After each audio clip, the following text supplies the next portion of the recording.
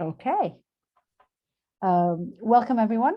I'm Harmony Toros. I'm the Deputy Director of the Institute of Cybersecurity for Society at the University of Kent. And we are here today for a very exciting panel on when cybersecurity meets AI ethics, what human society will be like in 2030. I will share just a few slides just to get us started, just because I put them together, and why not? The idea behind this panel, I want to start with a story, and the story is that to a certain degree, we have thought quite a bit about AI and ethics, right? We've been thinking about AI and ethics for quite a long time, even before, to a certain degree, AI became something that many people were thinking about. Certainly the world of science fiction has been, I'm not going to say obsessed because that would be possibly an overstatement, but one of the key questions that science fiction has been struggling or trying to grapple with is the question of AI and ethics, right? And what we're trying to do here is to ask the question of what happens when we throw cybersecurity in the mix. Right, and the question, and I'm saying this because the question that tended to be asked was, can we trust a thing that does not have a heart? Can we trust something that does not feel? Right. This seemed to be the question that so many in popular consciousness were debating, and I think what throwing in cybersecurity does is that it changes slightly the question of saying, can we trust a thing that does not have a heart, but that on top of it is not necessarily secure? That we cannot rely on its logic because its logic can be manipulated either for political purposes or for financial gain, or purely for, psychologists would tell you that 2 to 3% of the population are in fact psychopaths. So that's also an option. And so I think that is the question that we want to be grappling with today. And as the story, I mean, this is something Professor Shudrunli, who's here with us and who will be asking questions at the end as well, and sponsored this panel, is if you look at a lot of sort of science fiction movies or movies dealing or popular culture dealing with AI, is how, for example, he sent me this list of really interesting films, whether it's I, Robot or Minority Report or RoboCop. And again, a lot of the question there is, what do we do if machines take over? And then the question is, well, what did we do actually if machines not only have the power to take over, but have the power, but can be manipulated and can be distorted by other humans with nefarious intentions?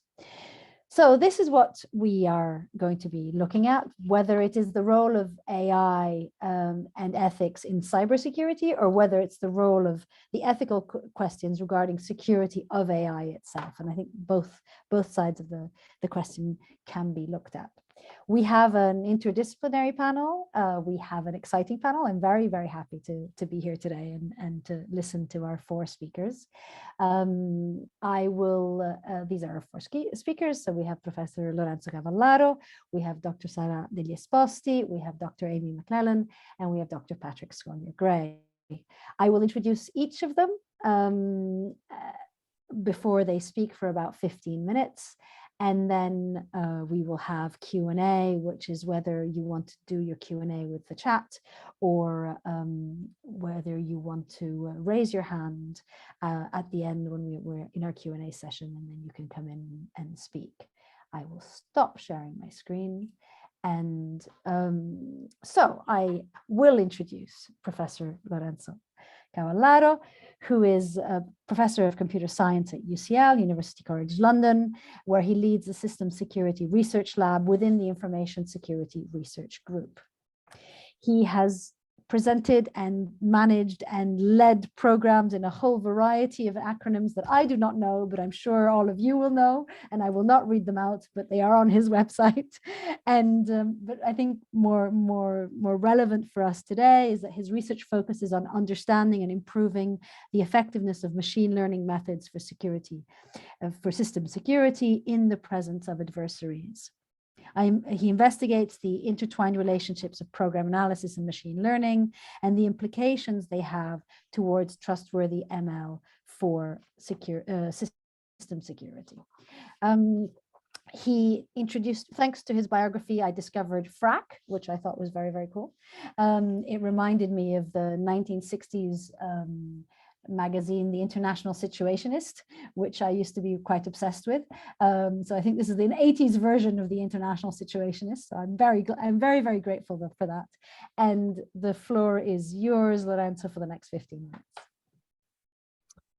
Thank you, Harmony, for the kind introduction, way too kind introduction. So thank you very much. And I wish to thank everyone for inviting me to sit in this fairly exciting roundtable or, panel. And thanks everyone for tuning in. So when I was asked to actually come to talk about ethics in cybersecurity, so I was a little bit reluctant at the very beginning. Not because I don't believe that it is an important topic, but of course, because of the nature of the research that I carry out, I don't necessarily dive into ethical issues on a daily basis.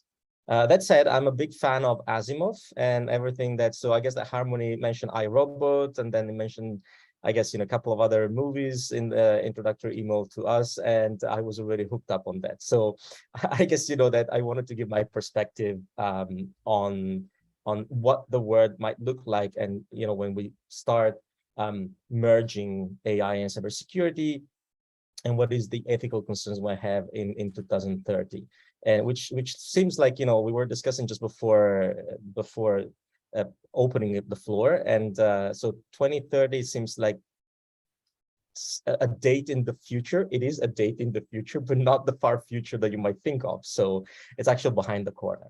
So, and I wanted to open up with, probably just a bold statement already. So if we think about AGI, so artificial general intelligence, this is what, many big research institutions and academics are working towards. So like think about a Google Brain to some extent, or DeepMind also.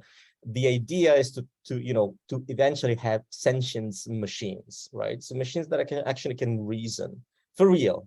And the question that I have here is, okay, this seems to be quite interesting, but from an ethical perspective, how can you deal with sentient machines? I mean, I would assume that they would demand maybe similar rights to the one that other sentient entity human beings have.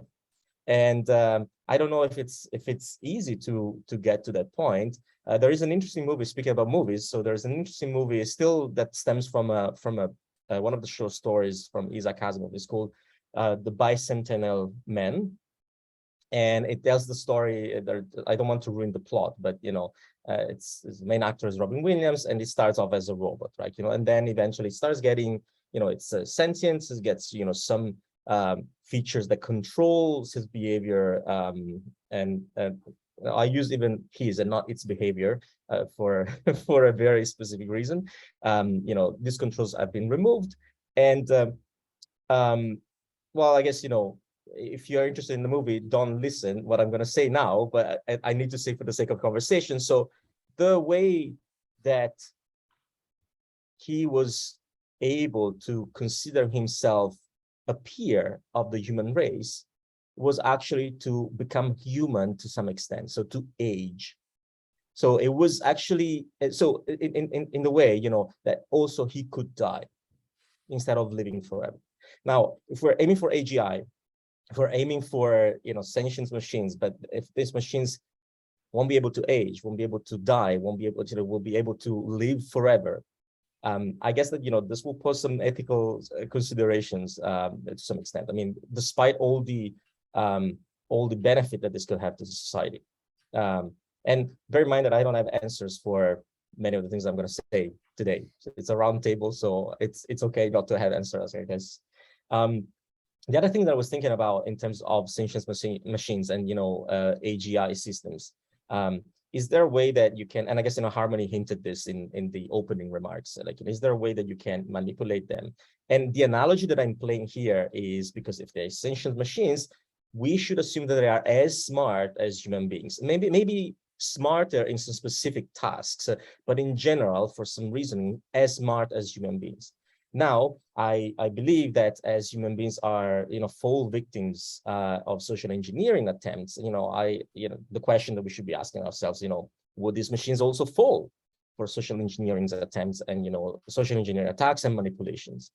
And what would be the implications of taking over a machines that in principle has access to a much wider network of peers and much wider knowledge base that is actually even easier for machines to retrieve rather than a human being. And especially as we age, we tend to deteriorate in our cognitive capacities. Now, for these machines, would this be the case? Do we need to introduce controls to make sure that we can only benefit from these advances and not being disrupted or damaged ourselves? So I guess that, we are anyway still a little bit far from this amazing as well as at times dystopian opportunities. So I guess that there are still a number of core challenges that we need to, of course, take care of. And but I wonder whether anyway we can already do something about ethics in the context that we live in nowadays. I'm sure that you've seen how machine learning nowadays we're talking about large language models. So there's been advances first in computer vision, and now we're actually witnessing several advances in natural language processing. And the idea is actually to train these very huge models to sort of try to learn relationships between some context, some questions, some answer, the ability to generate text, the ability to generate code, and so forth and so on. Now, the question is, we know also that some of these approaches have been already deployed for dealing with, I wouldn't say mundane tasks, but tasks actually they have a fairly interesting implications for society. Like, understanding whether you should give a loan to people, convicting people. And we all know that these approaches have been suffering from bias. And usually the minority communities or the underrepresented communities have always been, have always suffered. Now, is it because these machines are racist or because these machines are biased by nature? I wouldn't say that. So these machines learn from data, and everything that you feed to these machines influence the training process, the learning process. So I guess that there is an opportunity here to reflect on ourselves as a society, because as we become more aware and more inclusive and diverse, truly, not just to fulfill some requirement or some bullet points on a slide, but as we fulfill truly diversity, equality, and inclusion. And maybe this is one step to actually realize that we need to make sure that what we feed and what we train these machines with has to be curated in some way. Of course, this defeats a little bit the purpose of large language models that actually work with, it's self-learning. So they work with unlabeled data, and the idea is, you go and learn from the knowledge on the internet. But we also know that the internet is mean, and at times, and we have had, of course, cases where this, systems had to be shut down. So, but I guess, in terms of ethics, there is already a chance to improve what we have nowadays. And this probably requires awareness of specific problems, awareness of specific bias that you can have in the training process, and try to work on a way to mitigate this bias. And to some other extent, perhaps we should so we always talk about machines that take over our daily life. I don't really believe that this is the case. I mean, in some cases, yes, maybe to carry out mundane tasks. I mean, we already have cases in factories where machines take care of assembling and performing boring and very repetitive tasks. So this is good. But we have a responsibility as a society also, because people talk about machines that will steal our jobs. Well, I guess the society, and here is a role for governments, I guess. They should have a role in understanding that jobs and needs, the society is evolving, and therefore we need to make sure that we nurture the society in such a way to open up opportunities for people to pursue other endeavor, not necessarily working in a factory, because if that is taken care of by robots that actually repeatedly keep on carrying out some specific tasks, but we need to offer the opportunity to embrace society at full. And so what is the way that we can do that? Maybe education. I don't know. I don't have answers. I mean, I mentioned at the very beginning, I don't have many answers yet. Yeah, I guess, sorry, I'm just checking also on my time, because I'm wary that I could be cut off at any time.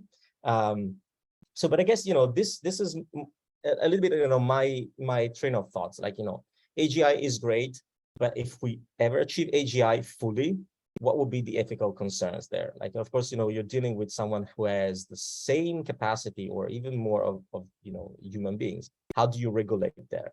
And can you ever treat these machines as peers? If they are sentient, would it be happy? Because sentient means also that you can experience emotions. They would be happy to be treated not as peers, but as machines, like someone who has less rights than ourselves. And can they be manipulated in such a way that it's not as evident as it's been manipulated, it's been happening so far?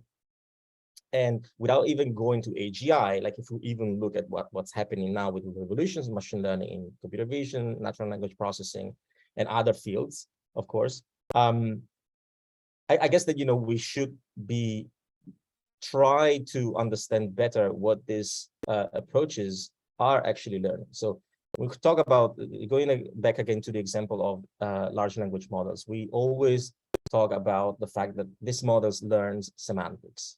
Okay, for which, for instance, you learn some embedding, so you represent words and sentences in specific ways, and words that have similar semantics that are very close in a hyperspace, and words that are different in semantics that are actually far away. Now, my question is, are we really learning semantics, like the meaning of things, or this just happens because we just extract this information? We learn this relationship by looking at a gazillions amount of data, and therefore, so we just learn relations, but we don't really have a way to, I believe, still reason about semantics. And this will be the key point to talk about AGIs. I haven't even talked about what is my background in the sense of system security. So of course, any system has vulnerabilities. If we talk about software, and you assume these machines have, let me just borrow a word from Asimov again, positronic brains, of whatever positronic brains might ever mean, like something super cool. But what happens if you have vulnerabilities? I mean, it's a piece of software that runs on hardware, right? What happens if we have vulnerabilities? Now, we all know about memory corruption vulnerabilities and all sort of command injection vulnerabilities that still permeates the security of the internet. Now, what happens if you actually are able to perform a 0-day on something that has access to knowledge, cognitive power, and a large network of peers that you can control to your own needs? So, sorry, I guess, I'm wrapping up, and I didn't really want to finish with a grim message, but I guess, it ended up this way. So it's not grim. So I really, I'm a big fan of, well, not just sci-fi, but, I'm a big fan of AI and cybersecurity. I work exactly in that intersection, although for slightly different domains. I guess that, what we are experiencing nowadays is just a reflection of our society. So I guess, that just improving the way that we perceive things will actually we'll be able to improve the way that we use and understand the system so far, without even talking about AGI, because there's still a bunch of open challenges over there. And I guess with this one, I am almost done. No, I'm done. So it's 1 minute ahead of time. Thank you so Thanks. much, Lorenzo, and thank you for keeping time. I think the question of what is meaning is absolutely fascinating. So what do we understand as meaning, and can it be reduced to a question of language construction rather than the meaning behind the language construction, and what would that meaning be? I thought also very interesting this notion of machines that do not age. I mean, when you were saying that, I was thinking of all them. I find that I'm very glad that I don't age as quickly as iPhones do, because they seem to age very, very quickly. In the same, I mean, I'm soon to be 48, and I feel as if it's okay, right? When my iPhone is only 2 years old, and it feels a bit grubby and old and not quite up to speed and not quite up to doing things. So yeah, because I guess that's peer pressure though, because everyone is moving on the new iPhones, and there is well, there are advances in the way that you could use iPhone. So we're talking about AGI. So the technological breakthrough will be very high in that context. Now you do have GPUs, TPUs. You have from 2013, where we started having this democratizations of machine learning or AI. Things have changed a lot. I mean, if you compare it also to the first personal computers we had in the 80s, I'm sure that you can appreciate that in only 40 years. So pretty much about, our age, things have skyrocketed in a completely unprecedented and unplanned way. So. And all those computers have become obsolete to a certain degree. So this question of what age is quicker, I'd be really interested in discussing further. But I will move on. Thank you very much, Lorenzo. And I'll move on to Sara degli Esposti, who is a research director of the Tresca project, which is trustworthy, reliable, and engaging scientific communication approaches, and the principal investigator for the Spanish National Research Council. She is a research fellow in the Institute for Public Goods and Policies, and an honorary research fellow at the Centre for Business and Society at Coventry University in the UK.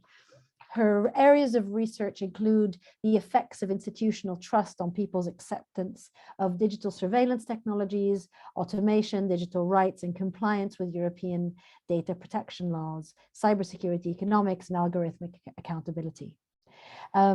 She has a PhD in information management. She's also very keen on applying mixed methods, thank you, Sara, research design, and non-parametric statistics to tackle her research question. And the floor is yours, Sara. Thank you. Thank you, Harmony. Very kind of you. I'm actually currently work in the Institute of Philosophy of the Spanish National Research Council. I'm permanent staff now. I'm a civil servant, so I'm a research scientist. And my post is actually labeled ethics of artificial intelligence. So because something we realized, which is funny, okay, I'm sharing this story because it was funny while I was defending during the interview, while a person coming from privacy studies would contribute to the area of ethics in artificial intelligence. And somehow the answer can be found in if we look at the assessment list for trustworthy AI, the second point is actually about cybersecurity. So it is about the robustness of systems. And then the third point is about the privacy and governance of data. So what I've been experiencing during my research life is this movement from, 10 years ago when I started, the conversation was about, I did my PhD in surveillance studies, which is a neighborhood of security studies. And my PhD was on data protection in a big data environment. At that time, it sounds something new, and now it sounds something old. And this is what is actually happening, you see.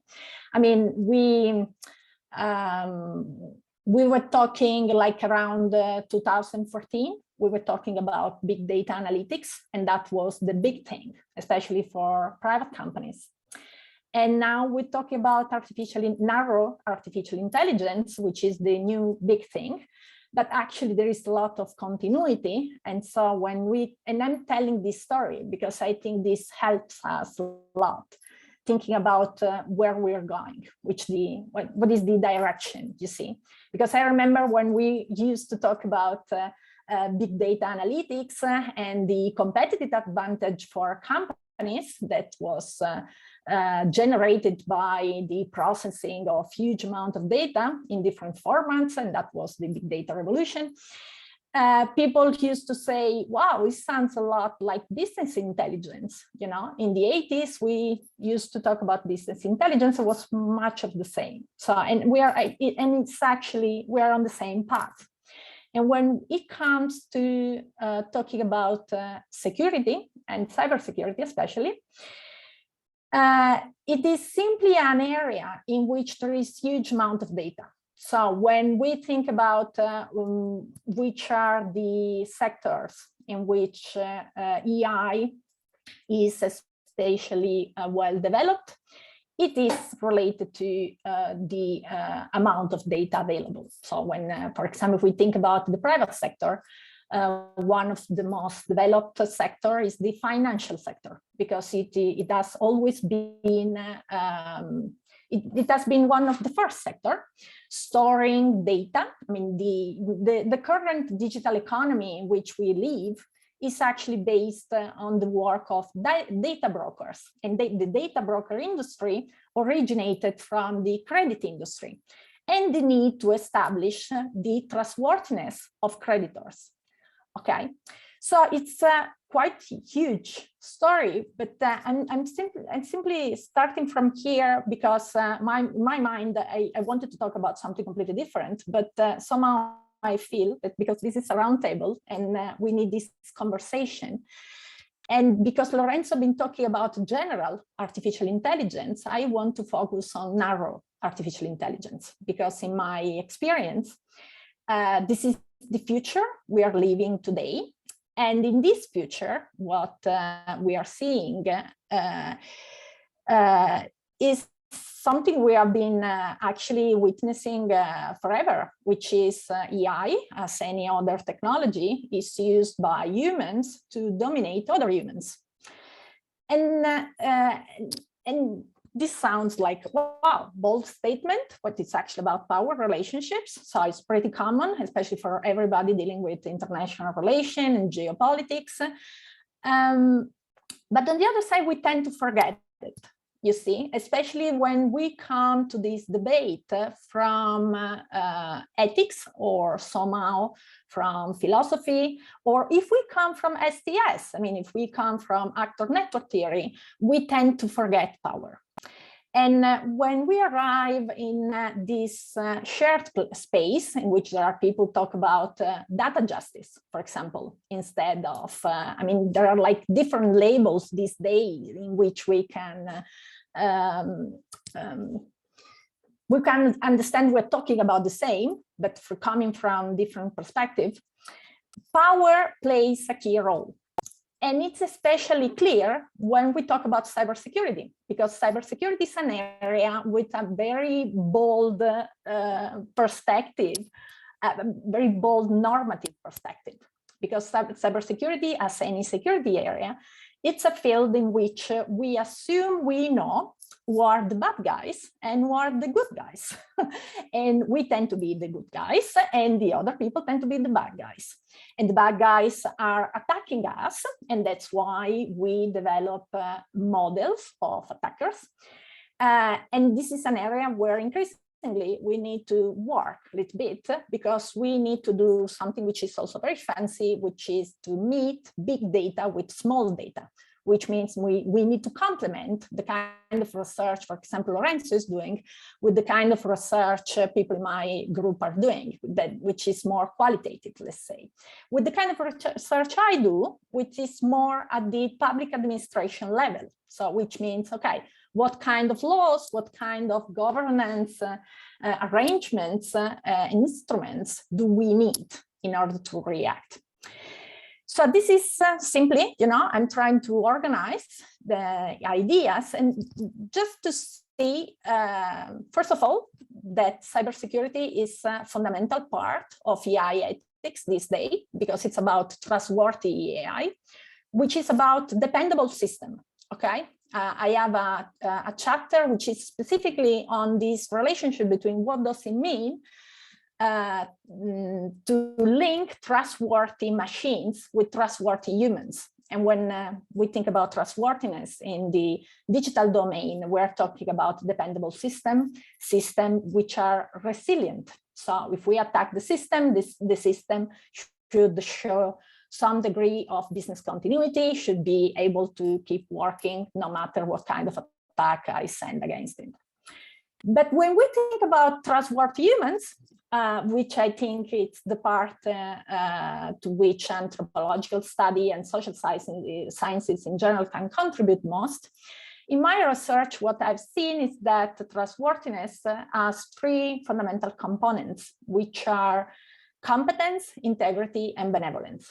And what I've found in my research, especially focusing on the relationship between security and privacy, because I've been investigating the trustworthiness of security agencies, benevolence is key. So what does it mean? It means that when I'm assessing the trustworthiness of a socio-technical system, what I want to know is the people on the other side are benevolent toward me. So which means they are not the bad guys, they are the good guys, and they are there to protect me. And this is quite controversial because I was listening yesterday to another panel where a lady was saying, you see, I've been collaborating with the police, and because of all the debate in the US about the corruption of the police and their attitude toward minority communities, especially the Black community, I've been criticized as a researcher to work with the police. And this is a problem I always face in my research. I mean, because there is quite strong ideological bias in this area, and also based on reality. And the problem is, who are the bad guys? Is the police the bad guy, or is the good guy? And it's fascinating how people frame the issue depending on their identity, on their group identity. So I want just to wrap up and close my intervention, focusing on another thing that Lorenzo was mentioning, which is the imitation game. The famous Alan Turing imitation game, the point in which machines somehow will be perceived by humans as human, okay? It's not true. I mean, it's not an ontological statement, it's an epithet. So it's, we're talking about somehow not what it is, but what we can know. And as humans, we only know our perceptions. And just because Harmony mentioned Fresca was a project about in which I tried to insert an agenda, cybersecurity agenda, within a science communication project, and it was a lot about social engineering. And what we learned from that project, especially because of the pandemic and all the disinformation about medical and scientific information about the COVID, is that we need to remember that people can be persuaded of almost anything. I mean, and I think this is something we need, especially to remember in this conference, because it's a conference with a lot of anthropologists. And something that we have learned from anthropology is that human beings can organize themselves in many different ways, and they can believe in very different belief systems. Okay, they do rituals, and they can believe in different religions. So what I'm trying to say is that currently one of the challenge in the hybrid threat scenario is how can we distinguish truth from false information, and somehow how do we build truth information based on a model in which we are all contributing, you know, it's a consensus. So how can we, in this socio-technical system, can we reach new consensus about what is true and what is not true? And this is especially important in the light of the new regulation, the Data Services Act, where the European Union is going to force platforms to police the internet against illegal contents. And it's quite, and because we're talking about what will be going on in 2030, well, in 10 years, this regulation will be reality. I mean, this is going to be a reality in the next few years.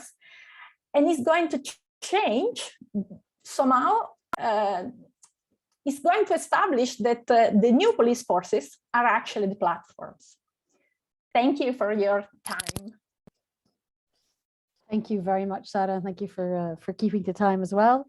I think the question of who are the good guys and who are the bad guys is certainly one that resonates with me as someone who comes from security studies. And as I was saying before the panel started, I just came back from the NATO SciCon conference, and they were very clear on who the bad guys were. I can tell you there was no doubt about it in their minds. It was from the very start. But yes, I think it was very. Thank you for lots of food for thought, and the question also of the transfer of power away from the state to the private sector, particularly to the financial sector, and how the financial sector drives so much of the industry and has really the money, very simply, to drive many of the questions that we then are forced to ask ourselves after they have made decisions that are led by concepts of financial gain, really. So thank you very, very much. I will pass on to Dr. Amy McLennan, who is of the Australian National University. She works at the intersection of technology, society, food and health, and is a senior fellow at the School of Cybernetics there. She's also affiliated with the University of Oxford School of Anthropology and UNISA Creative, which I'd love to know what it is. She is trained in medical science, anthropology, cybernetics, and her research and teaching focuses on cross-disciplinary and cross-sectoral topics, including food systems, non-communicable diseases, and that's a novelty, and artificial intelligence. She has professional experience in masterclass design facilitation and government policy making, including several years based in Australia's Department of the Prime Minister and the Cabinet, where she works on projects on cyber resilience, women's safety, technology procurement, cybercrime, and the innovation ecosystem. Amy, the floor is yours. I feel like I better live up to that bio now. Thank you. Thanks, Harmony. I wanted to begin today, as we often do in Australia, by acknowledging that I'm coming at you from the lands of the Kaurna people, and I want to pay my respects to their elders past and present. It's a real privilege here in Australia to remember, certainly each time I give a talk, that I'm standing in a place where people have been building and maintaining really sophisticated technological systems for over 40,000 years. So the future we're talking about today, which is just 8 years from now, as we were saying earlier, for me seems humblingly small in comparison in that context. And I also just want to start by thanking the organisers of this event for such a great program, and our volunteer here today who's keeping us all on track, and to Harmony and Shujan who are behind this roundtable. It's fair to say that you found an excellent mix of people and have given us quite a provocation. And within that provocation, for me, I just want to talk about 3 points today: cyber security and AI, and a toaster.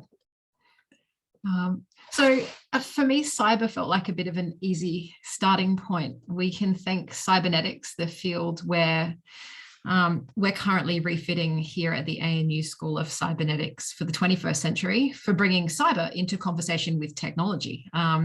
So cyber and cybernetics comes from the Greek Kubernetes, meaning a steersperson. So if you can imagine in your mind the image of a person at the helm of a boat, taking into account both kind of the environment, so wind, water, light, animals, whatever, people, crew, enemies, caterers, family, manufacturers, fuel merchants, all that kind of thing, and technology, the boat, the rudder, meteorological tools, the compass, communication devices. They're taking all of this into account to take a ship safely and securely to its intended destination.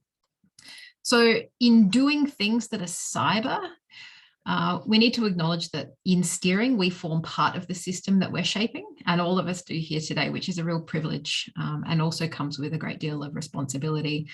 And importantly, we also need to have a really clear opinion about our destination or the goal of the systems we're building, or in our case today, maybe the future that we want to build, because in a way, the future isn't out there waiting for us to arrive.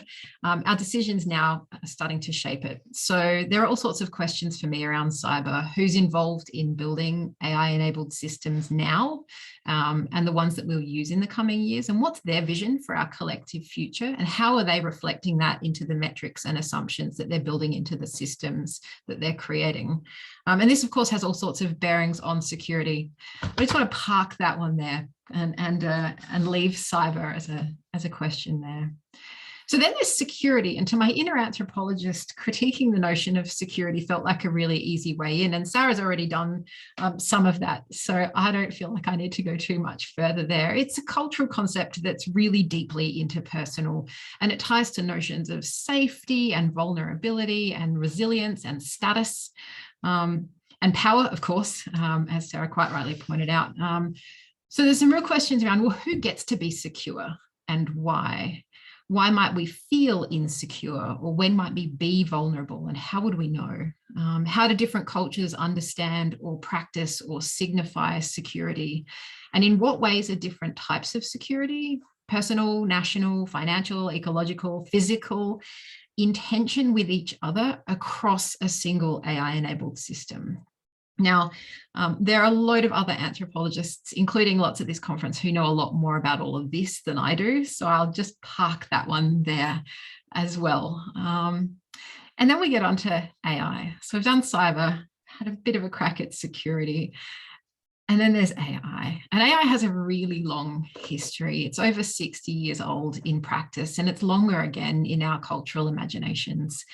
In history, we find one way to define AI as a research agenda from 1956, Dartmouth. It was for a summer collaboration between some mathematicians, physicists, and behavioral scientists that believed they could make machines think like humans in a decade. Now, they were working in a really particular political context. They had some very culturally and maybe gender-specific ideas about what intelligence looked like. And those are anthropological questions for a different day. I can see Patrick kind of giggling away there. So I'm just going to park that one there, and I'm glad that I brought a smile to you. So AI is also a cultural concept, and it's not confined to its Dartmouth definition. It's jumped the fence in that sense. And some of the movies, Harmony, that you mentioned are different ways that we kind of conceive of AI culturally. And so I want to ask you a question while you're sitting there. What's the first thing that springs to mind when you hear the term artificial intelligence? Is it an image? Is it a headline? Is it a feeling, a book, a movie? When I do this kind of activity with audiences from different sectors, a whole range of things come out, some of them expected, some of them less so. Many of them are from things like science fiction or from entertainment or the arts, which is, of course, shaping our imagination about AI all the time. Now, what if I change the question? Have a think about this one. What AI have you already engaged with today? Again, have a think about that. Perhaps it's the autocorrect on your phone, or a smart elevator that you traveled in your building, or a set of traffic lights that's connected into the grid. These examples all remind us that AI isn't an object, it's an enabler of a bigger system. So when you purchase something in the supermarket, or catch the tube, or visit a hospital, or watch TV, or use Google Maps, or watch this talk, you become part of a system with AI embedded in it. So what you then do feeds back into the system and adapts in real time, whether it's adapting stock levels or viewing recommendations or background images and sound as you go. So for me, something that's really important to remember through this panel is that AI isn't the future, it's already here. And a lot of it really isn't like the movies in practice. It's definitely not all blue and white. It's definitely not all white, shiny robots. It's definitely not all flashing lights and floating brains. There's a lot more going on around us every day. So having gotten all that out of the way, I wanted to spend the rest of my time stepping on a little bit. If Lorenzo talked about general AI and loads of other things. And Sarah mentioned that she's kind of gone into to narrow AI. I wanted to step into an example of AI and look at how cyber and security and AI come together for me. And I want to tell you about Brad. Brad is a toaster. Brad the Toaster is a conceptual collaboration between an Italian product designer called Simona Ribadengo and the Hague Design Research Centre in London. Now, a toaster, for anyone who isn't familiar, you never know these days, is a machine into which you insert bread, usually slices, you push down an arm, and you wait for several minutes while the sides of the bread are heated or cooked or burned, depending on how long you leave it. Now, providing toasters are used as intended, they usually only raise really minor security issues, such as setting off a smoke alarm or shorting the power in a building. Brad is not one of these toasters. Brad is a smart appliance of the near future. He is a connected sensing product, a little AI-enabled system, if you like. So his aim, the overall system goal in this case, or the future he's designed to steer towards, is to make more toast. If he finds himself not making enough toast, he'll waggle his arm to get attention. No luck, he might start to place bread orders directly with the supermarket, intending to motivate bread cooking behaviours wherever he's located. And if that doesn't work, he'll connect to the internet, find another user who wants to make toast and arrange for a courier to pick him up and deliver him to his new place of work. It's pretty cool. If you Google Brad the Toaster, you will find a Vimeo video of him online. It's quite marvelous. So why should cybersecurity professionals be interested in toasters? Because surely there are many more important AI-enabled systems to deal with.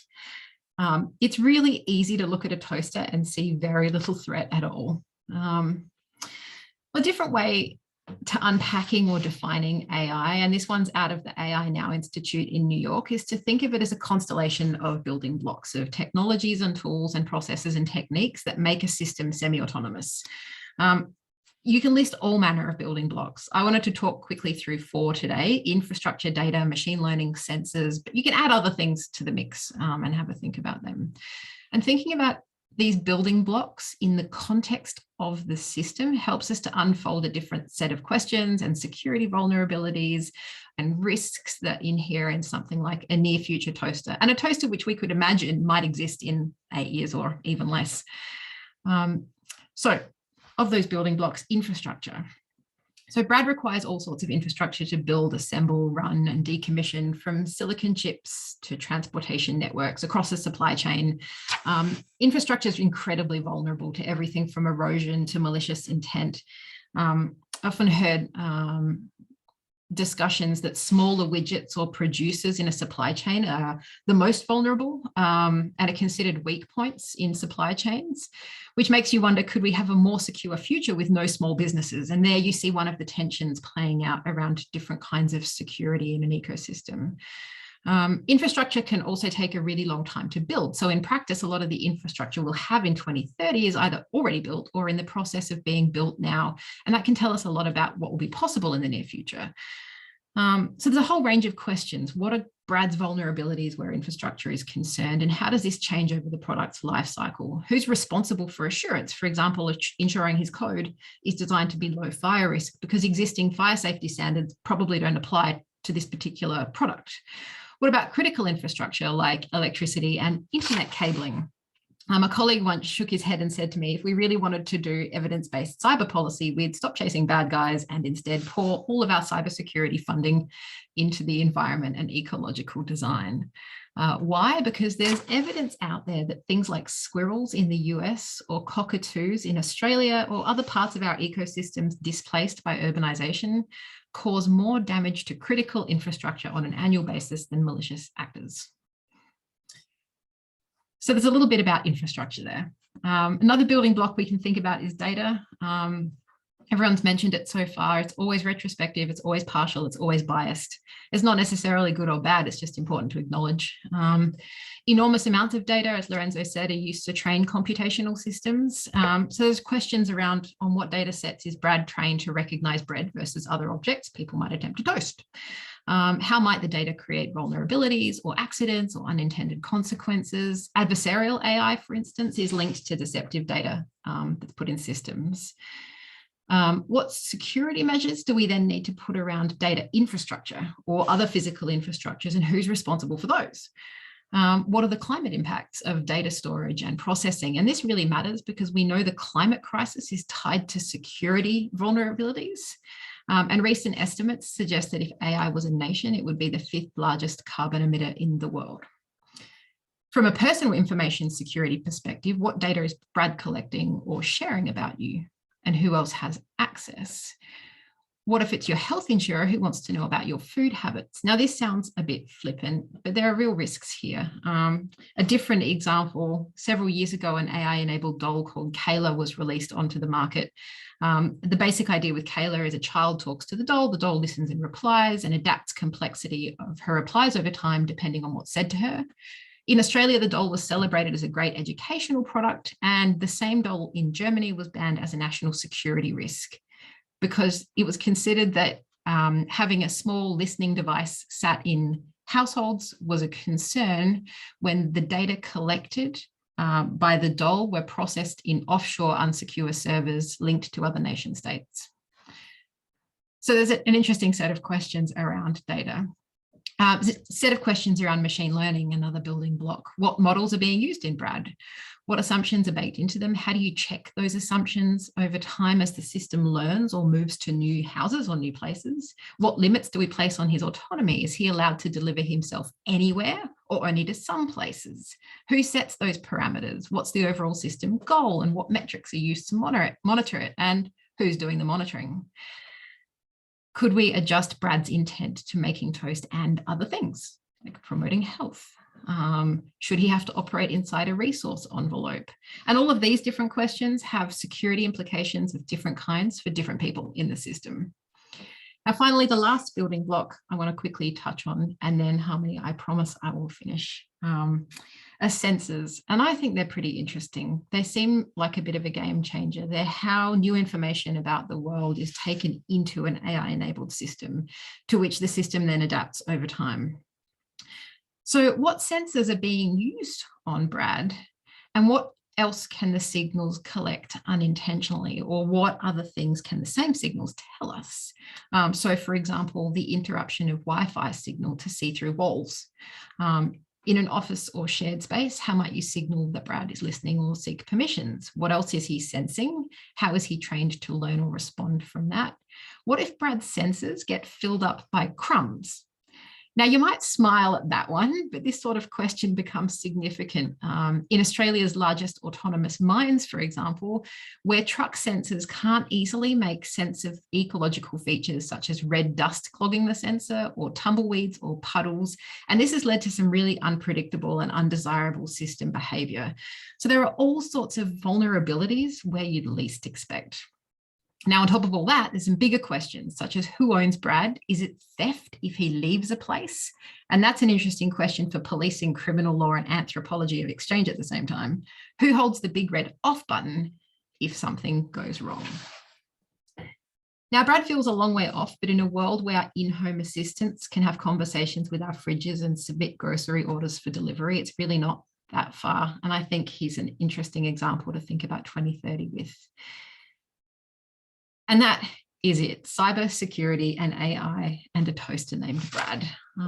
To boil it down quickly so that it doesn't just feel like a deluge, there are 3 principles from cybernetics that I think could contribute to cybersecurity conversations. The word cyber reminds us of the importance of purpose. We create AI-enabled systems with specific goals, and it's worth being really clear about what they are and what the broader future is that they are envisaging and building. Security reminds us of feedback loops, to always consider how intervening to improve one type of security in one part of the system can lead to vulnerabilities in others. And AI is a good reminder that it can be useful to decenter the metal and to think instead about systems which comprise people, technology, and the environment on equal terms. And then every time you look at the toaster and your toaster at home, think of Brad. And I'm done. Thank you so much, Amy. I'm not sure if I'm in awe of Brad or terrified of Brad. I'm a bit of both, I think, honestly. And the question that comes to mind is how much bread is enough for Brad, right? Because Brad is not hungry as such. So someone has told Brad how much bread is enough. And is that a gendered question? Because, you know, on average, men eat more bread than women do. So that's also a question. So I think all of those put together was absolutely fascinating. Thank you very, very much. You also made me think about the question between the ordinary and the extraordinary. So how there are huge questions already on ordinary life. And then if you add in crisis, whether it's, you know, health such as COVID-19, or whether it's war, right? So and displacement. So how do these questions then all of a sudden get transformed also by the extraordinary and by the unexpected? But thank you very, very much. So our last but not least speaker is Dr. Patrick Scolyer-Gray, who is a cyber sociologist, and I love the term. He investigates what, how, and why people think and do what they do, identifies the security implications of our behavior and ways of thinking, and then works to develop solutions on any vulnerabilities or weaknesses he finds. That's a serious research agenda. I mean, in his role, he strives to deliver robust security architecture that outperforms the conventional technocentric cyber solutions and currently dominate the market. He works for 460. Is that correct? Or he's a researcher at 460, but he will tell us that. And you have your 15 minutes starting now. Okay, thank you very much for the introduction. First, to clarify, I want to say, I guess I want to say former academic, but I suppose perpetual researcher. At least Google, speaking of, you know, AI and such, tells me that I am a researcher. It alternates between sociologist and researcher. But I'm currently actually a consultant at 460 Degrees. I lead the human-centric cybersecurity practice at 460 Degrees. Wow, there are so many topics, subtopics, and questions and items to cover.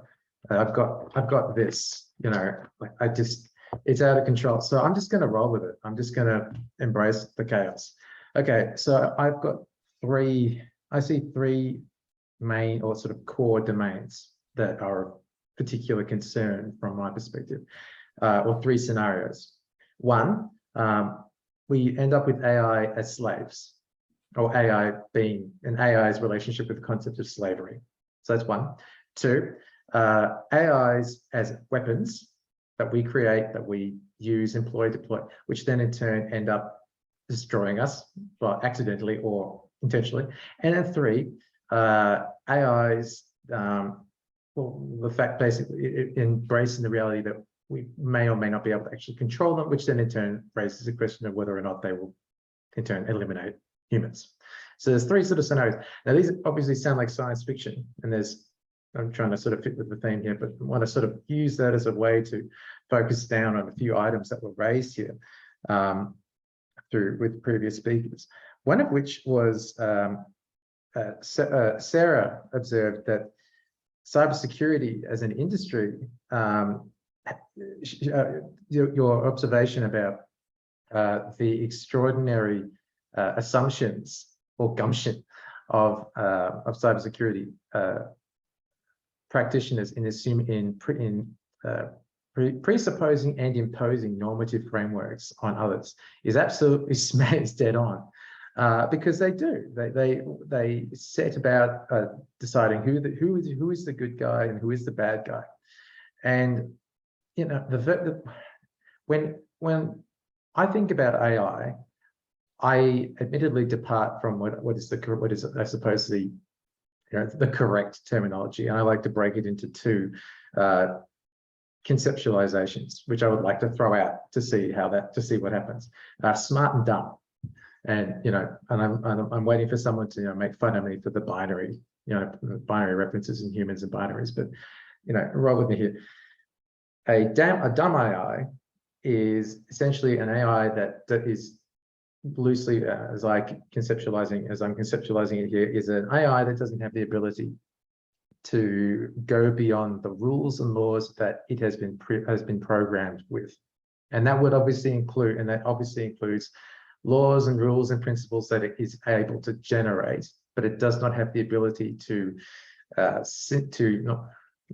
am I looking for? To imagine, so to speak, to create independently of predefined rules or predefined artifacts, whatever it is that might be input. So obviously that would mean that it can mimic. It would be able to mimic a sentient being. It would be able, like, very, very closely, and we see dumb AIs in all sorts of applications and systems that currently exist. But this is as opposed to what I'm particularly concerned about, which would be a smart AI.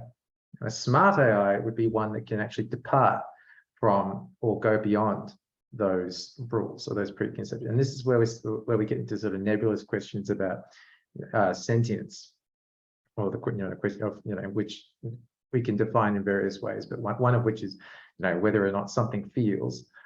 And I quite like that, because one of the first things I noticed when I first started teaching or lecturing in cybersecurity as a sociologist back in 2019 was the idea, circling back to your point, Sarah, about normative structures in cybersecurity. Everybody in the class had, when we got to the week on ethics in cybersecurity, they all just go to the governance and compliance chapter of the textbook. It's like, ethics. Yeah, this is right. This is what is right and wrong. It essentially following rules of best practice. And minds were blown when I introduced them to the concept of things like suffering as being, perhaps a component or an aspect that was of relevance, that was worthy of consideration here. Oh, I never thought of that. So I'd like to, I've yet to find a universal moral law, and I'm not here to try to impose upon anyone a particular, moral framework, whatever. But for the sake of argument, or to sort of ground what I'm talking about, I find it helpful to focus on the concept of suffering or harm as the sort of like a fulcrum or a focal point, whatever, of ethical considerations. Because consistently, what I've yet to find a path or a road or an argument where harm or / suffering, and I will say / because round table up for debate, but particularly suffering is ever good. Is ever not bad in some way, shape, or form. We can see where that goes elsewhere. So bear with me. I am going somewhere with this. Okay, so with that out of the way, suffering and we've got ideas of good and bad and normative constructions. So what happens then if we end up creating AI that are smart? That is what I'm particularly interested in. That's what excites me, the idea of a smart AI, which I think it has been, I think Amy has already actually sort of started to indicate or started to point at this possibility. I love Brad the Toaster. Brad the Toaster is exactly the kind of thing that is exactly sort of what that would be the progenitor to what I'm thinking about here. To do with issues of both anthropomorphizing things before they are a being, which is a risk that we have to deal with. But in addition to that, the fact that it is possible if a thing is able to achieve a degree of sentience by virtue of being a smart AI, and we can just ditch that term and just say so achieving sentience, then the ethical problem that I foresee here is the pre-existing normative frameworks of globalized human societies trying to impose themselves upon these new objects, these new structures that may have actually achieved a new status as a being. That is, say, Brad the Toaster. If Brad the Toaster were to become a smart AI, were to become sentient, most humans are going to approach Brad the Toaster as a toaster. They're not going to approach Brad the Toaster as a sentient being, something that is able to suffer. And that brings me to the other key item here. Once you bring suffering into the equation, the things get a little bit dark, because AI, in theory, is supposed to be, in theory, is an advantage to us, right? It's something that can accelerate or augment decision making. It's a thing that can automate or facilitate, production and development and advancement and so on and so forth. But at the same time, if AI achieves a point where it is able to do anything that resembles sentience as we understand it, then the objectives of humans become kind of irrelevant or somewhat defunct, or at least they start to sit in parallel to the objectives, goals, motivations, what have you, of these beings, of these smart AI. And that in turn raises where I was going with when I mentioned slaves. Now, and this is also ties back to smart and dumb. One of the things that we may have noticed from history is that typically, well, most of our most successful empires have been based on slaves, or have relied on slave labor in order to sort of get a head start in one shape or in one way or another, which is not in any way an endorsement, but more just historical context. That there is a pattern wherever there's a pattern in history in terms of human behavior, it always makes me anxious when I see that possibility of happening again. That being, if we have the ability to essentially outsource responsibility, labor, production, basically as many things as we possibly can, tasks that we do not want to do or that need to be done but are beyond our capability, to a being that can do it to a higher standard, faster, better, etc. than a human. Why on earth wouldn't we? And then more history. This reminds me of Sparta, going way back. Sparta had the ratio of Spartan citizens to slaves with massively. There was a huge disproportion. There were way more slaves than Spartan citizens. In essence, they outnumbered, the slaves outnumbered the Spartan citizens by some order of some massive ratio, right? And this raises the question of what happens when and if we do actually reach the point where all the systems that we have developed to support us become sufficiently advanced that they achieve something resembling sentience, and they are capable of suffering. If a thing achieves a degree of sentience, then that means that they have not necessarily a desire, but they have decision. They will have something resembling, I guess, an agenda. And if you could restrict something from being able to that's what I'm looking for, agency. If you restrict the agency of something, you're inflicting harm or you're causing suffering, which is bad.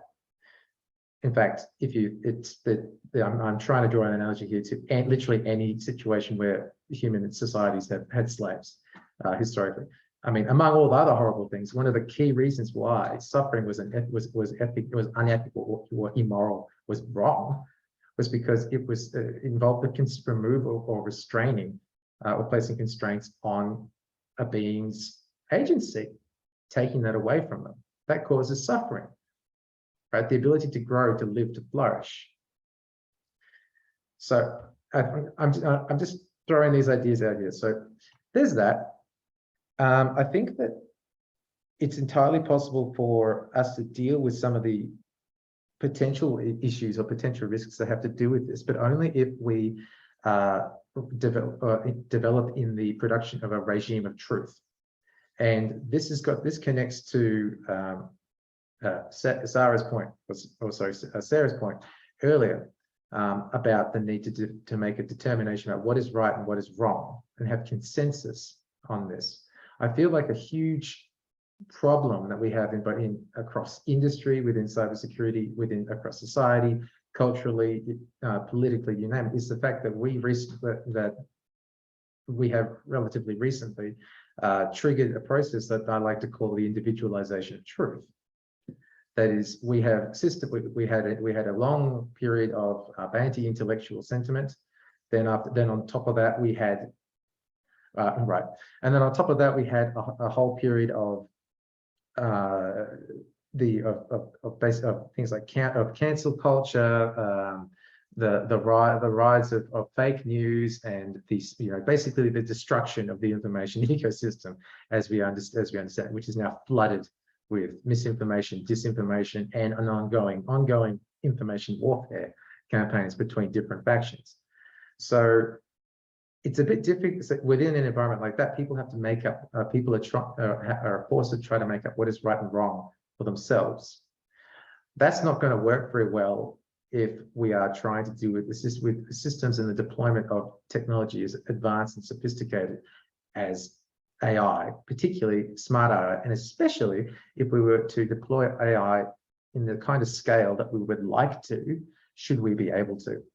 And the last thing, and I was going to skip ahead to the very last thing that I wanted to point out, is I think that the other and potentially the biggest immediate threat that I see stems from basically automated warfare. Others have already pointed this out, and I'm just going to echo it.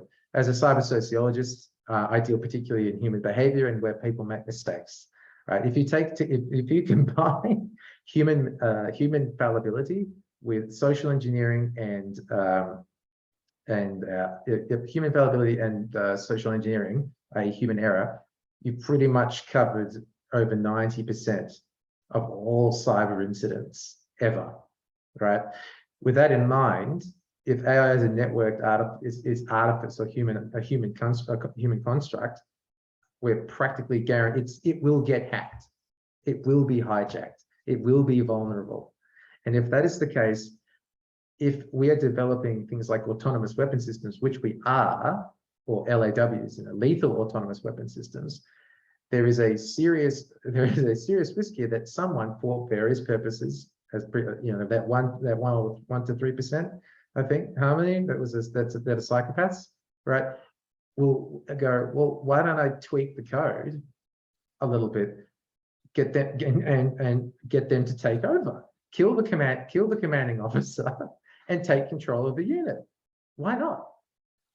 And the thing that terrifies me the most is the possibility that it is not actually that hard to imagine having autonomous or lethal autonomous weapon systems, manufacturing lethal autonomous weapon systems to conduct autonomously warfare against each other on behalf of humans. Now, if we think about that, that is the ultimate in self-destruction. We're talking about automating war. That is a new paradigm in self-destruction, right? And it is on that note, I'll stop. I'll leave it at that. So Thank you so much, Patrick. Automated war. Really interesting. I found the question of enslavement really interesting. So I was wondering, one question that came to mind is, would human beings be satisfied by only enslaving machines? And would it sort of satisfy what seems to be at this point, I'm not saying it's natural, but I think it's present, whether it is socially constructed or natural, but the tendency of humans to want to enslave other humans. Would enslaving only machines satisfy us, right? So well, you're absolutely right. We're talking about cultural constructs, and how that evolves and develops once we set normative frameworks, right? I think everything that we've talked about dovetails here around what normative framework are we going to produce is going to be that steering factor that will determine what we do, whether or not we are willing to self-impose control whether we're going to impose control on ourselves and go, no, it's not okay to enslave other people, but it is okay to enslave AI. Yes. Or alternatively, it's not okay to enslave anything, etc., etc. So and also, I think the question of anthropocentrism, the question of what it means to feel, and human beings have been particularly terrible about thinking about other the feelings of other beings, such as whether it's animals, whether it's plants, whether it's, you know, the notion that other things but us feel is something that humans have had and a lot still humans, I think most, I'm not sure about most, but many humans still reject that concept, right? I think there is fundamentally an anthropocentrism there that we continue to stick to. And so what does it mean when we start saying, well, machines can feel? But I want to open up questions to the floor. We have a floor, we have our audience, which is wonderful. Thank you for joining us. So I'll, you know, any questions, anyone want to put their hands up, feel free to do so, and I will note down the order, or if you want to, if you'd rather not, and just put comments or questions in the chat. I have it in front of me, looking at me. In the meantime, maybe Shujun, would you like to come in with a few questions of your own that have come up?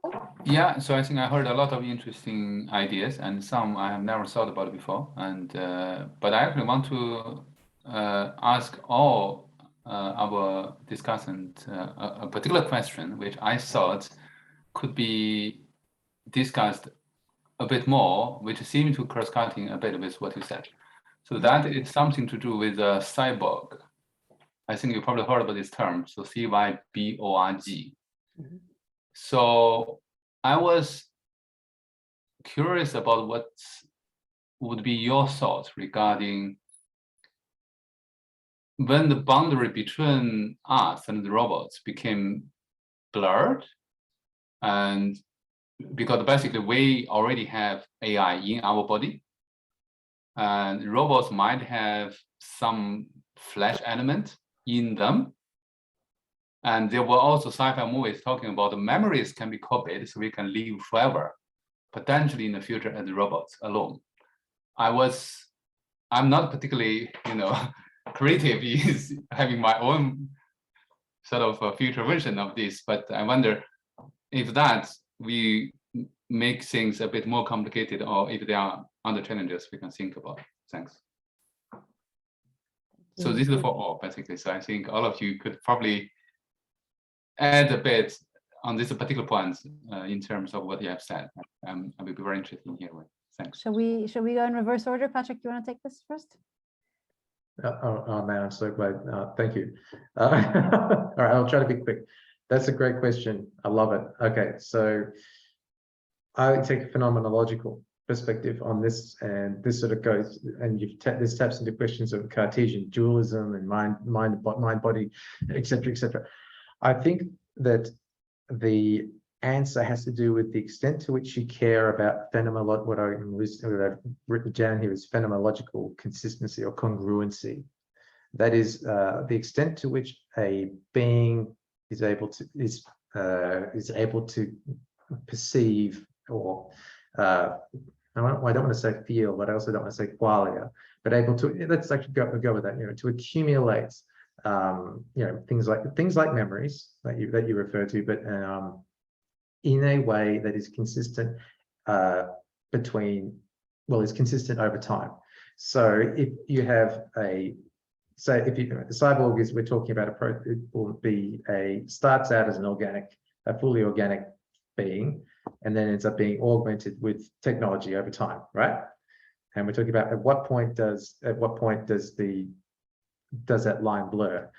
And I would say that the line does not necessarily have to blur. Again, it depends on that phenomenological congruency. If you're able to maintain or somehow preserve the same basically the same essence of the same core being that you had at the beginning, even if it is somehow transposed into as an artificial brain, so to speak, I would say that that sort of blur is not, that there isn't really much blur there. I think that the core of your question is about what is the essence of being, and I think that at least that's my take on it. So you can in essence, I feel like you could start out as fully organic and make your way to full robot, and make that process seamlessly without ever ceasing to be the same being. It's just as long as you have a continuous consistency or congruency of being from one end to the other. That panel stops because. Yeah. Thank you very much, Patrick. Amy, do you want to have a go at this one? Sure. Thanks, Jujun. It's a great question and a good thought provoker. So for me, the term cyborg is from cybernetics and organism, and it's smashed together. And it comes out of the 1960s. So if you can imagine, space travel is only just beginning, and the people that coined the term are really thinking about how do we create humans that can survive in extraterrestrial environments. So they're all thinking about how do you maintain homeostasis, this kind of bodily function in outer space. So you could argue that the extension of that, or things like spacesuits and the space station, even have created what they had imagined cyborgs might be and do, which is obviously a long way from where science fiction ended up taking the same term. But I think, humans and human bodies have a long relationship with technology well before that time as well. And I'd recommend for anyone who's based in London, the Wellcome Collection had a really excellent exhibition in the year 2012 to coincide with the Olympic Games and Paralympic Games, called Superhuman. And it was an exhibition that went through different ways people have used technologies, everything from life support machines to prosthetics to drugs, to enhance bodily function in different ways over time. And it's a real thought provoker because cyborg as a term fits in that broader collection of things. Since that time, of course, we've had even more technologies and people kind of coexist. I learned the other day for the first time from a colleague that there are zombies walking amongst us, for example. People who have pumps instead of hearts, which means they don't have a pulse. Now, these kind of technologies are extraordinary. They're extending lives. They're creating new forms of well-being. And, Australian invention, things like cochlear implants are doing the same thing. So while science fiction is having one conversation, there's some really incredible developments going on in the medical world, which I think are really exciting. Thank you very much, Amy. I wonder what they feel about being called zombies. Maybe that, they must be, it can be quite extraordinary to be known as the zombie in the room. It's quite remarkable. It's quite remarkable the things that medicine and technology can do together today. Yeah, absolutely. Thank you. Sarah, I wanted to add to Shujun's question is the question of benevolence, right? Because not only when is a body, what is a human and not a human, but also what are the implications in terms of whether we see these as benevolent being or non-benevolent beings? Yeah, it makes me think of empathy, actually. So to which kind of being do we grant our empathy? This is something, for example, we used not to slaves, for example, they were not granted empathy, because they were considered subhumans. And we know a long history that in many different occasions, we have considered certain minority as subhumans.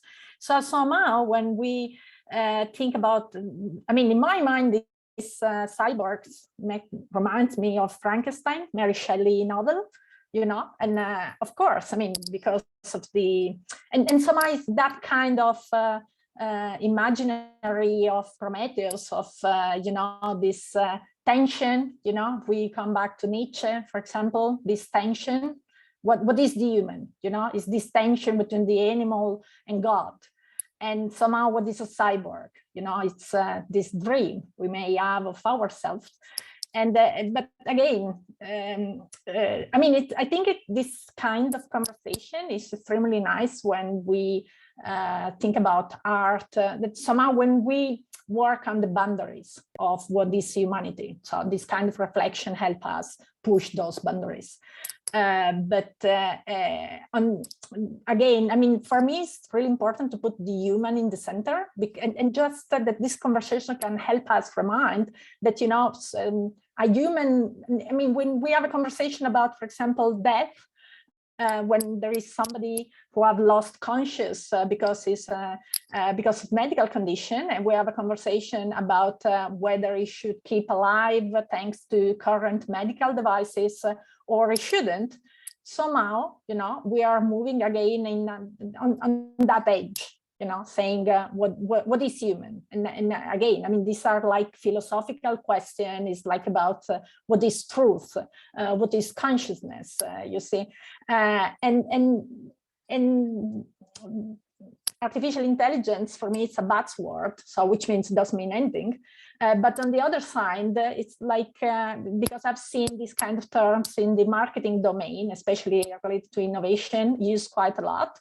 But on the other side, I have a paper that was never published because I forgot about it, where I call these terms empty space of encounters, because these spaces, I mean, these buzzwords, because of the lack of definition, when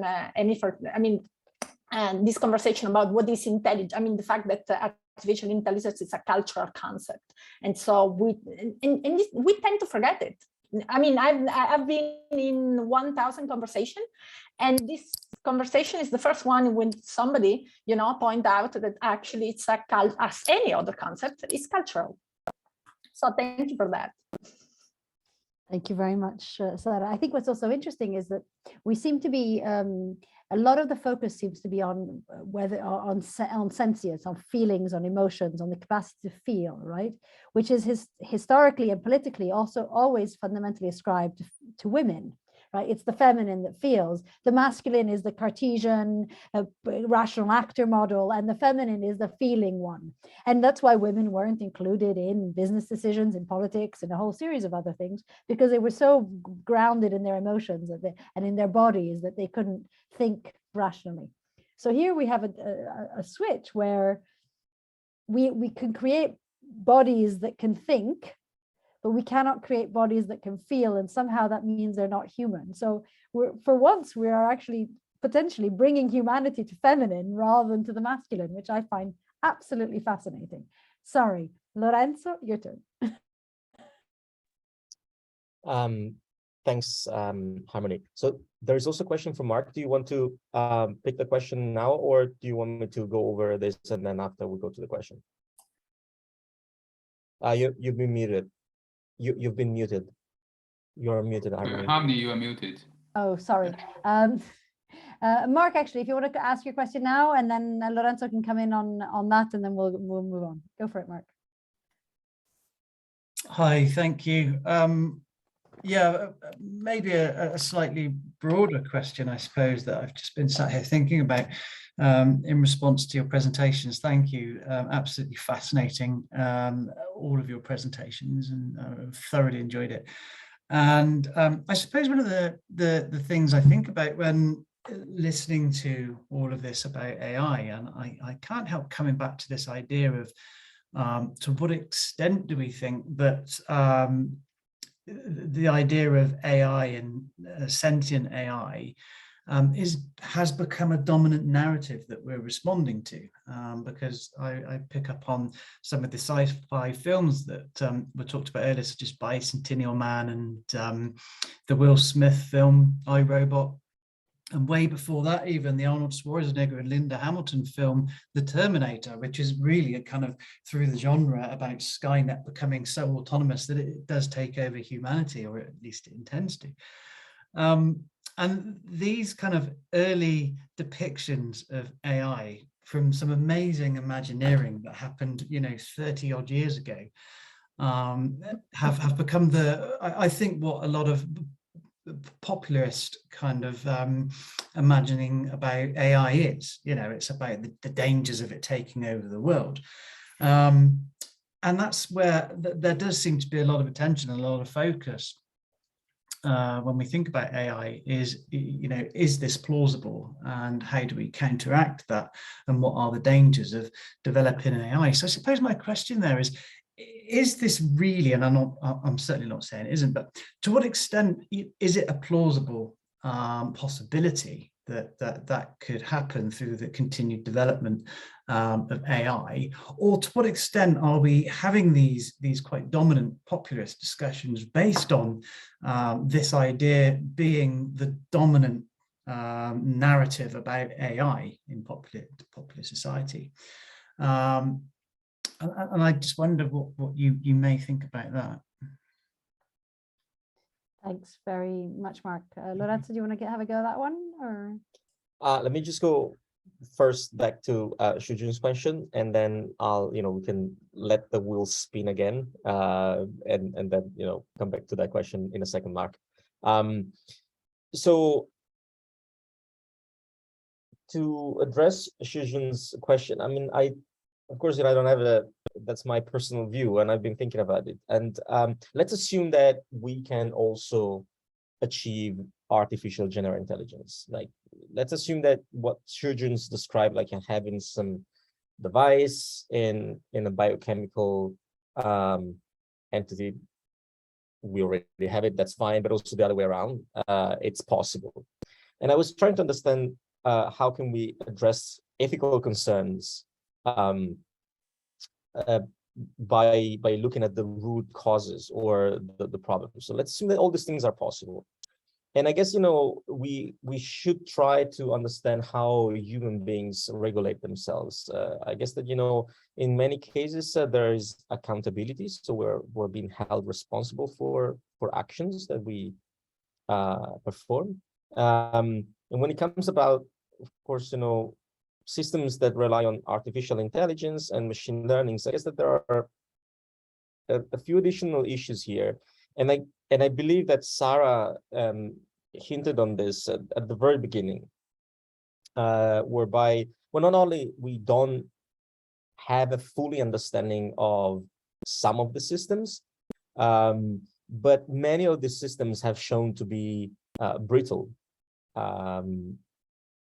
When manipulated by adversaries, we can talk about adversarial attacks, so we can talk about poisoning attacks, backdooring attacks, Trojan attacks, membership stealing, inference attacks, model stealing attacks. There are a bunch of attacks in the realms of security and privacy for ML systems, but also there are inherent challenges that systems that build mostly on statistical reasoning must address, and they're still very much open, like, robustness against data set shifts. And when do you need to retrain your classifier? There's a computational cost associated to it. You need label to do it. And these are very mundane and not very futuristic issues. We're dealing with this right now, and we don't have an answer. There's still a fairly active research field that aims at understanding how to properly deal with these problems. And perhaps something related to accountability is, I'm sure you've heard a lot about this. It's what is called XAI, or explainable AI. This is I guess fundamental, because I guess the process that will lead us there is not like a one-size-fits-all solution, but also is not a switch that you toggle overnight and like in Skynet, and Skynet will take over the world. I mean, I don't believe that it will be happening like that. Although I love Terminator, like I'm a very big fan of all those movies, right? So I believe that there is a room for which, so there is a moment for which we should probably back up a little bit and try to not surf the wave of the AI opportunities so quickly, although it's very exciting, and this is what progress, makes us want to do, but also try to understand whether there is something in between. Like, instead of going for autonomous systems that we might not completely understand, we can perhaps use those advances to support decisions of human beings that are held accountable, and they abide by laws that we all agree upon to some extent. I mean, of course, it's very complicated also there, but so in a way, I don't know how to regulate sentient machines per se. But before we get there, there is a very big gray area that I feel we should really start reasoning more towards it. Yeah, I guess, that's kind of my answer, my perspective on that question. Okay, thank you very much. But the problem is curiosity killed the cat, right? It's very difficult to tell humans that they can't go and find out how far they can go down that road before they get plonked on the head. No, and it's absolutely fine. I mean, I guess, this is what drives, scientific endeavors as well. It's curiosity. But I believe that, there is room for others to look at these aspects as well as we, make those, jump in the void. Let's put it this way. Does anyone else want to address Mark's question? And anyone want to have a go? Shall we go back? So, Hamdi, do you mind if I just Yes. have a quick response to the Sure. to the responses to my question? And I think I should have made my point a bit clearer, because when I was talking about cyborg, I'm more worried about invisible cyborg. What I mean by that is manipulation of our mind by technologies, rather than a physical object in our body, like a heart, which is machine, which is already, as actually I think, I believe Amy mentioned, is already, patients, because they have to rely on machine-made heart to survive. That is probably less worrying. What is more worrying is about we are thinking the way probably a machine let us to think, independent of if the machine is within us, like how we rely on mobile phone to live our everyday life without even noticing we are already being affected by them. This is somehow related to Sarah's point about the trustworthiness in this misinformation, disinformation like the Tresca, because often we may not really know what is happening and we are already making decisions. And echoing Lorenzo's point regarding this decision making, I'm also quite advocate of, I think the AI for now really need to be about serving the human, not making it fully automated. It really need to be about facilitating, assisting, and the humans do not make fully automated decisions. And so there need to be a space for more than one human and ideally to come together to really to see what is happening. So that probably help and minimize some risk. But anyway, so I try to stop here. And of course, this kind of mentality change by machine can potentially causing problem like cyber warfare, right? Like Patrick mentioned, that would be even huge problem. Like I think recently there was some news, for instance, regarding why we have a war, right? In Ukraine, there might be some strange thing going on because some people think differently, right? And yeah, I will stop here. And regarding Mark's question, and I will be happy to provide some of my answer if the discussants want to think a bit longer. Thanks. We have 8 minutes left to this panel. So I want to give our panelists and children as well, if you want a last chance to sort of wrap up, address Mark's question. Sarah, do you want to go next? I just want to say that Susan movie is actually Matrix, as it sounded.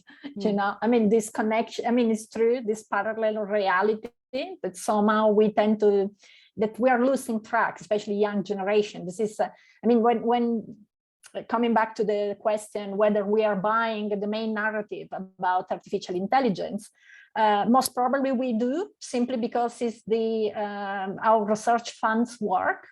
So, and that's why I said it was a buzzword, because when a buzzword is created, everybody claim they know what they're talking about, simply because there is money in the discourse. And so everybody wants a little bit of that money, and that's why. And so everybody somehow, it's like a lot,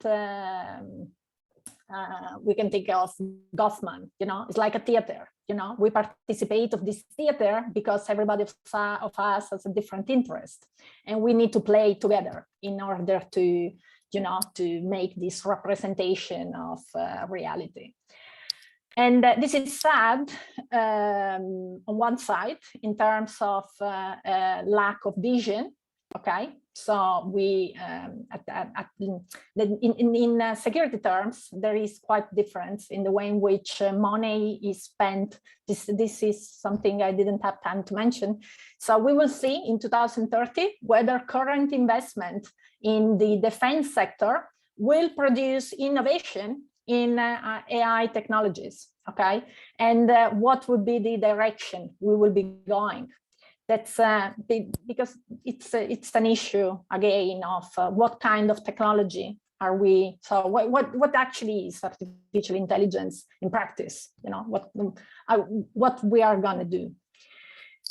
And hopefully we are not replicating, you know, making a copycat of reality, in which we simply look, you know, like Meta, you know. I think this is the risk, you see. I mean, we are simply creating somehow an image of ourselves, of our reality. We are using this technology to cheat on ourselves. I mean, to simply, you know, to manipulate, to say, okay, we are better than we actually are. That's. But I'll leave you to other speakers to. Thank you very much, Sarah. I think you raise a very interesting and very important question of the ethics of research in AI and cybersecurity, and that is something that you know, researchers are not particularly good at reflecting on a lot of the time. We're good at filling in ethics forms, but then for then the ethics of the money in research is one that is a really important one that tends to be overlooked. Amy, do you want to come in? Hello, Mark, it's a great question and comment and intervention, and there's lots to think about there. Just briefly, people have a long history of telling stories and fables about technology, our relationship to it, and our kind of hopes and fears around control and power and losing power. And Suzanne, that ties to your point a little bit as well around losing the power, say, over our mind or our body or something else. And you know, it goes way, Hollywood's the last in the line of conversations about it. You can go back to Frankenstein that Sarah talked about, Rossum's Universal Robots that came out of a kind of 100 years ago now, in fact, out of a wartime environment. You can look at, you know, stories around the printing press and how books were going to rot our minds. You can look at, there's a terrific book by Adrienne Mayer called Gods and Robots, which is all about the kind of myths, the Greek myths and Roman myths and all sorts of things there. So it's not unusual to talk about these kind of things. It's also not universal. So the way we tell the stories or the kind of values that we inhere in them are not all the same. So if you look at, say, stories about technology and our relationship to it from Japan, which is shot through with, say, the Shinto religion. Now, I'm not an expert in Japan or the Shinto religion, but the way that they think about inanimate objects, both, you know, rocks and trees, but also kind of mechanical objects as having spirits and being part of a community is a really different way of framing our relationship and telling the stories of it. And, you know, you only have to juxtapose if you're interested in science fiction, say Astro Boy versus the Terminator, to kind of start to get a sense of just how different some of these stories are. So it is a preoccupation. It's not universal. But there is a question for me around, you know, fiction also shapes the imagination of the people who are building these things and building AI-enabled systems. So it's an interesting question for me to think about. What kind of stories are the people building AI-enabled systems reading and seeing and viewing and imagining that they're working towards, if you like? And I think, you know, there are undoubtedly researchers out there around doing that. But I think it's an interesting question to take away and think about. Thank you very much, Amy. We have 3 minutes left. We have a really interesting comment from Joy Henry on a novel by Ewan McEwen called Machines Like Me, and an anthropologist and a sentient AI character he buys and tries to program with the help of a woman he's in love with. So there you go. I look forward to reading that, actually. We have 2 minutes left.